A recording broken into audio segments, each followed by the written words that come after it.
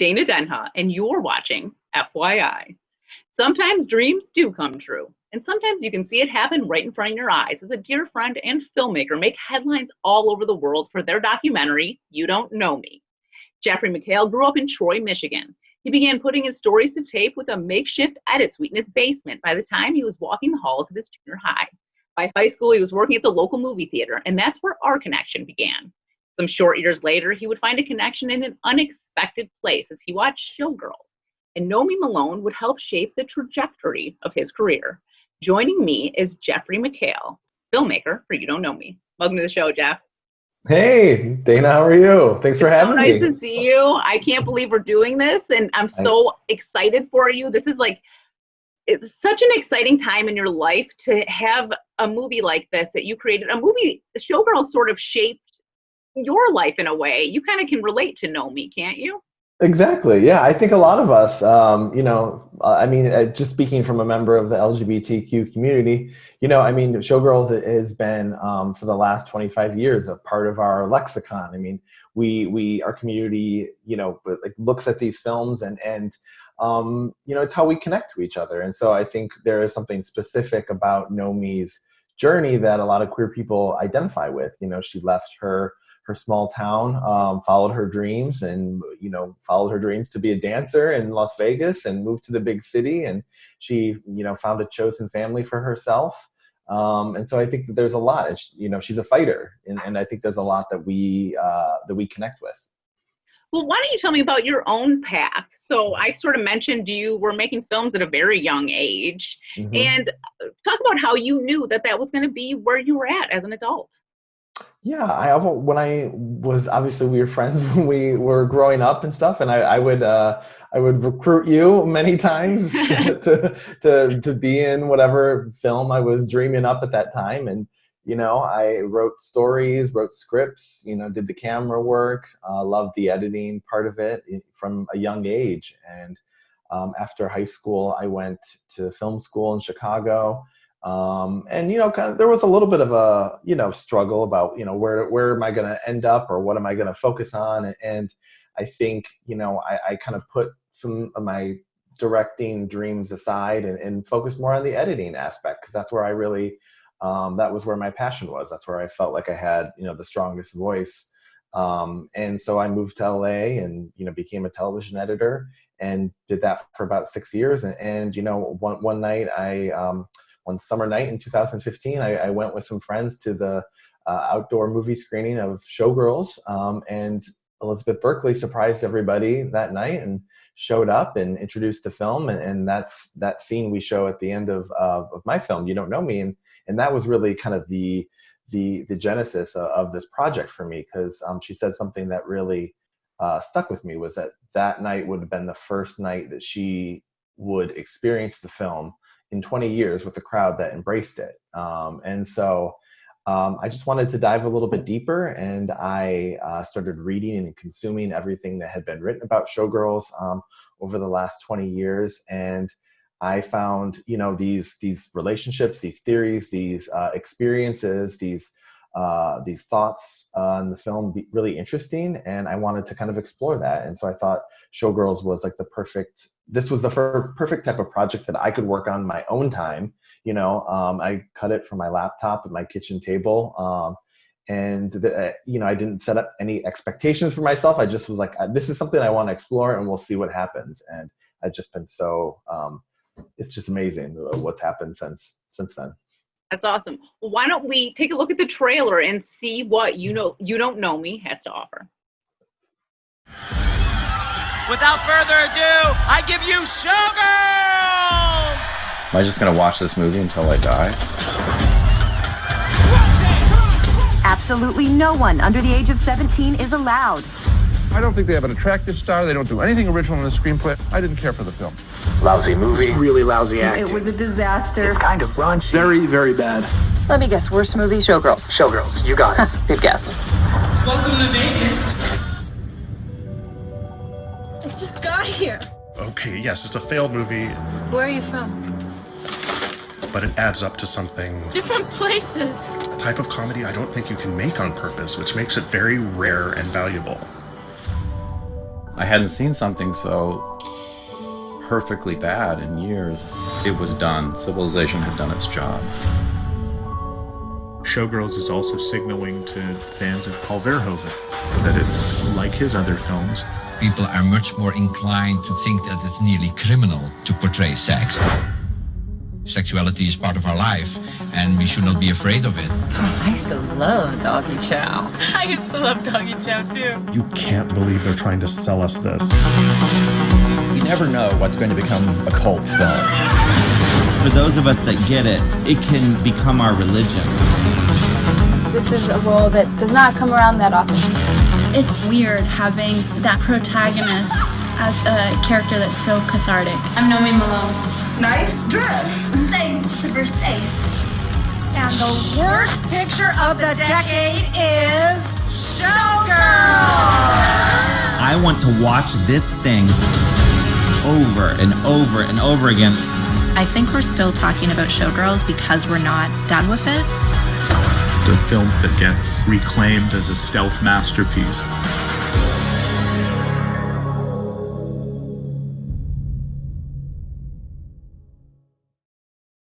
So Jeff, you said seeing Elizabeth Berkley at, this midnight movie for Showgirls sort of changed the way you were thinking about the movie, because honestly, I'm shocked that she would show up to something like that, because I think it took a lot of growth for her to show up and, embrace the movie, even though, we know that audience had been embracing it for like the last 20 years or whatever, but for her, it sort of ruined her career.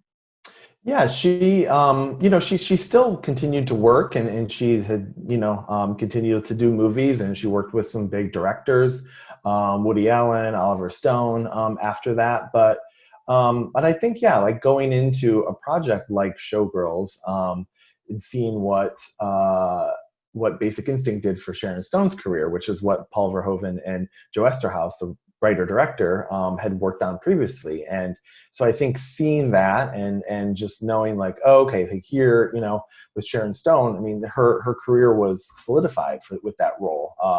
And so I don't think anyone thinks that she was wrong for taking it to begin with, because there was, especially at that time, I think like in 2020, in this era that we're in, it's easier for a child actor to be a child actor and then be an adult performer in a way.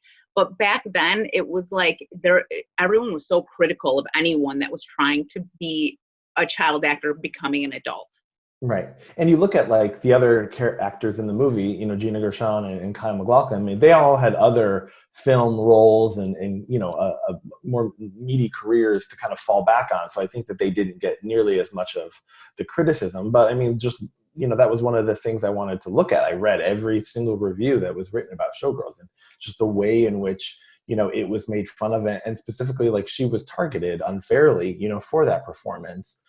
It was really refreshing to see Paul Verhoeven 5 years ago kind of take ownership for her performance and saying like, I directed her to act that way. I thought that style of performance, that style of acting would work for the film.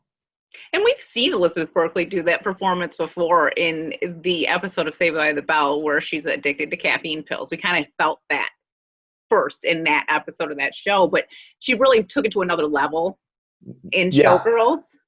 But now when you watch it, it's like a comedy. It's so good. And it's like you do have to be a good performer in order to get what she's getting out of Nomi. I mean, you don't see those types of performances anymore. You mean like the physicality, the intensity, the passion, that you see that Nomi has, but also you can feel, that coming from Elizabeth too. You can feel her intensity when she's bringing that character to life. And I actually don't think I realized that she had such a dance background until I watched You Don't Nomi. Yeah. She was a dancer growing up. So that's another reason why that film would have been like the perfect role for her to take on as an adult. Exactly. And she wanted that role. And so, and I think that was one thing I wanted to look at, was the way in which, she was discussed and criticized, because, even watching that Siskel and Ebert clip, I mean, it just stings every time I see it. I mean, the fact that they're just talking about her attractiveness too, it's like, it's beside the point. First of all, she's a beautiful woman. Like, you don't need to act like she's not beautiful. She is. But maybe that wasn't your taste, but she she brought it in that movie. The Exactly. looks, the body, the moves, all of it. the nails. The nails. Oh, it's so good. So we're going to take another quick short break, and we'll be back with Jeffrey McHale.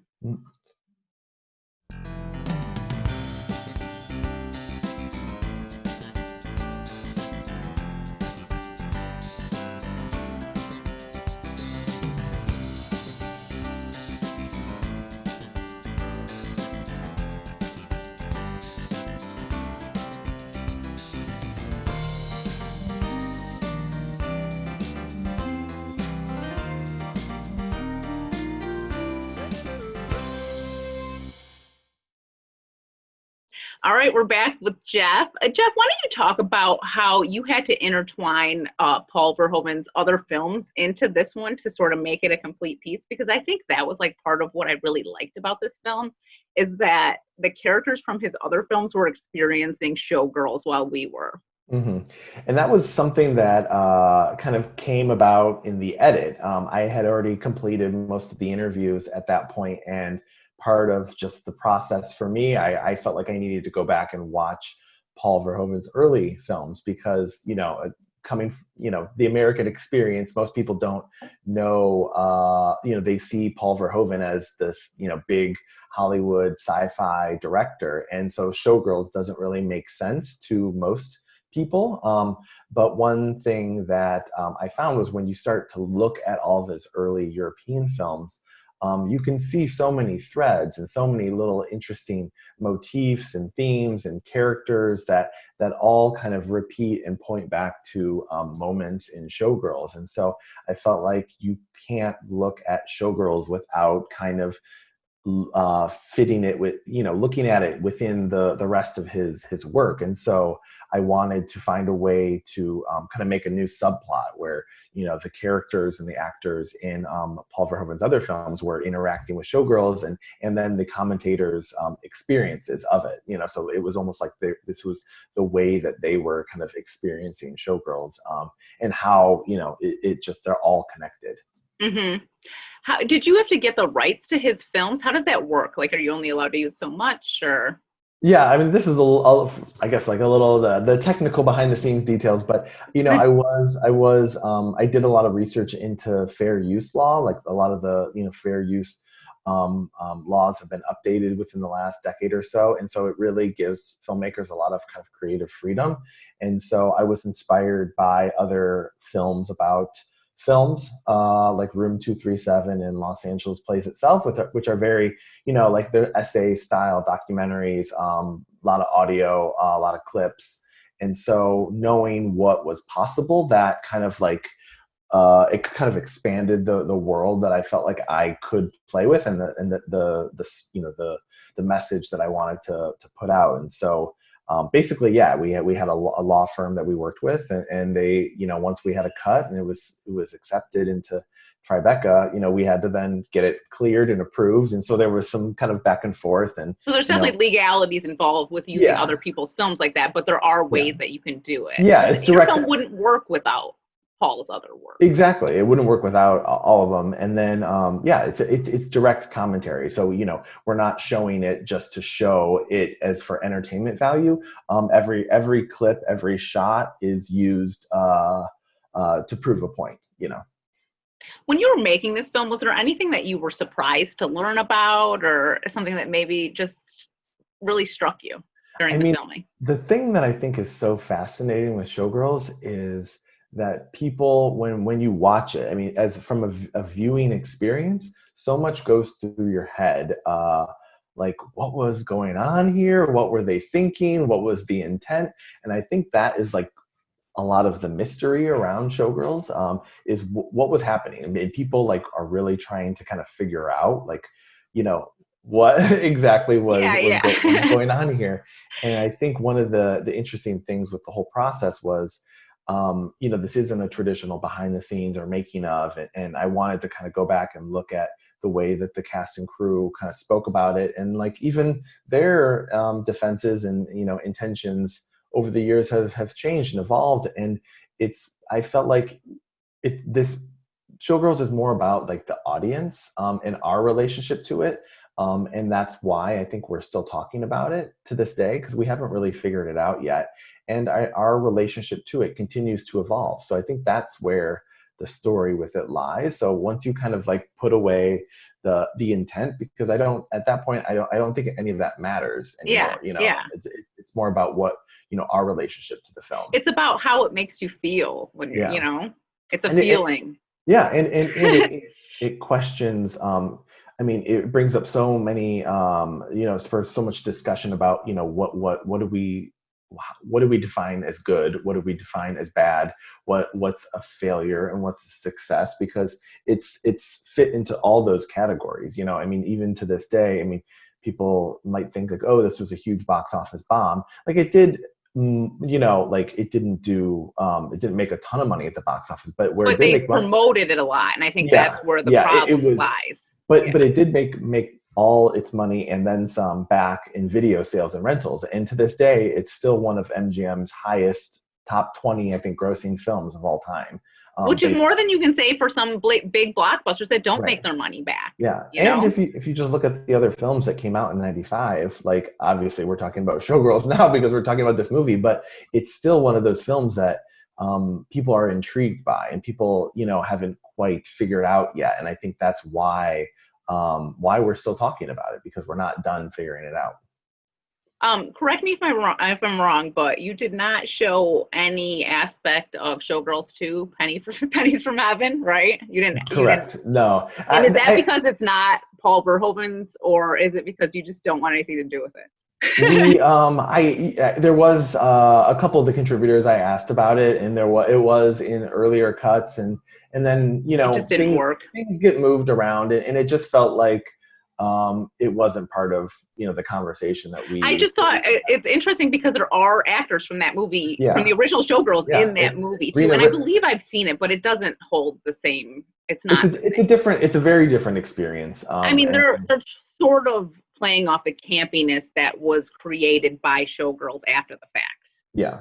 It's very, in the style of Showgirls a la David Lynch. Rena Riffel, who was in Showgirls, wrote and directed the sequel.